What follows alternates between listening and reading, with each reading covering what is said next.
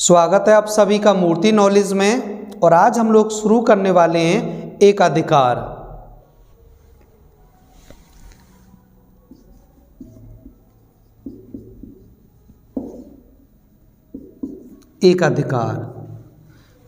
एकाधिकार को इंग्लिश में मोनोपोली कहते हैं।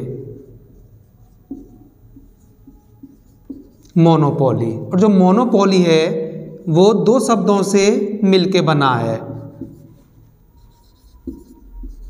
Mono plus poly, monopoly. जहाँ मोनो का अर्थ है सिंगल और पॉली का अर्थ है कंट्रोल। तो इसका शाब्दिक अर्थ हुआ अकेला नियंत्रण, यानी कोई एक ऐसा व्यक्ति या कोई एक ऐसी फर्म जो एकमात्र नियंत्रक हो, यानी बाजार पे जिसका एकाधिकार हो। तो जो एकाधिकार है वह बाजार की एक ऐसी स्थिति होती है जिसमें वस्तु का एकमात्र विक्रेता होता है और उसकी निकट स्थानापन्न वस्तु मार्केट में उपलब्ध नहीं होती है, जिसका वस्तु की कीमत पर पूर्ण नियंत्रण होता है और जिसके कारण मार्केट में वस्तु विभेद की संभावना भी बनी रहती है। जो एकाधिकार के जो उदाहरण है, मान लीजिए कि जैसे रेलवे विभाग है, जैसे रेलवे का जो नियंत्रण है वो एकमात्र भारत सरकार के हाथ में है। भारत सरकार, तो हम इस रेलवे विभाग को एकाधिकार की श्रेणी में रख सकते हैं। तो ये है मोनोपोली, यानी ये बाजार की एक ऐसी स्थिति होती है जिसमें वस्तु का एकमात्र विक्रेता होता है और जिसकी निकट स्थानापन्न वस्तु उपलब्ध नहीं होती है।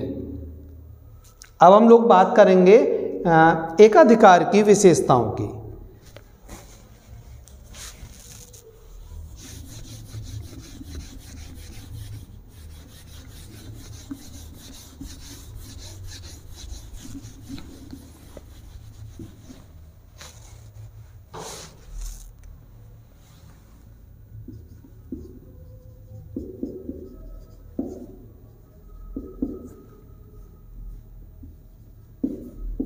एकाधिकार की विशेषताएं।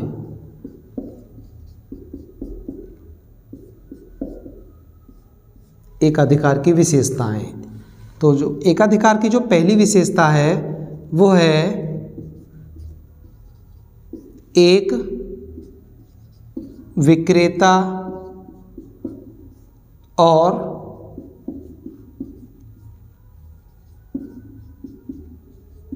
क्रेताओं की अधिक संख्या।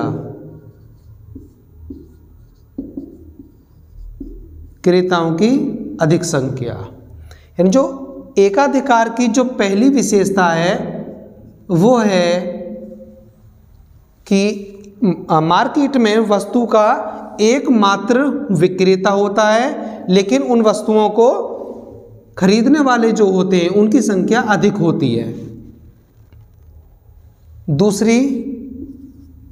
दूसरी जो विशेषता है वह है नई फर्मों के प्रवेश पर प्रतिबंध।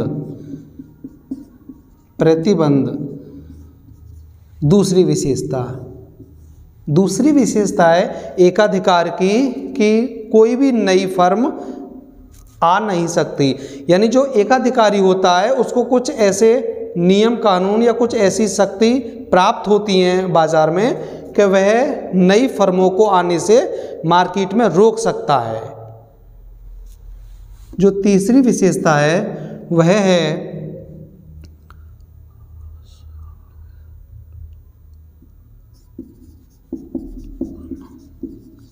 स्थानापन्न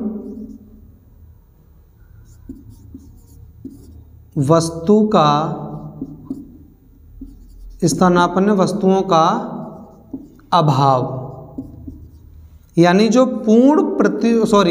जो एकाधिकार की जो स्थिति होती है या एकाधिकार बाजार में उसके निकट स्थानापन्न वस्तुओं का अभाव पाया जाता है, यानी कोई भी मिलती जुलती भी वस्तु संपूर्ण मार्केट में उपलब्ध नहीं हो सकती है। और ये भी एक कारण है कि जिसका वह संपूर्ण बाजार पर उसका एकाधिकार रहता है। जो चौथी है वह है कीमत पर पूर्ण नियंत्रण।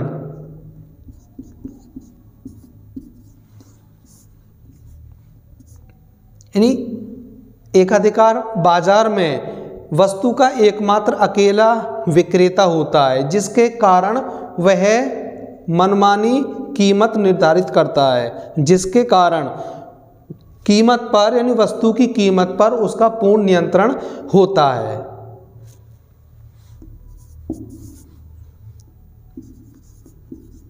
पांचवी विशेषता है मूल्य विभेद।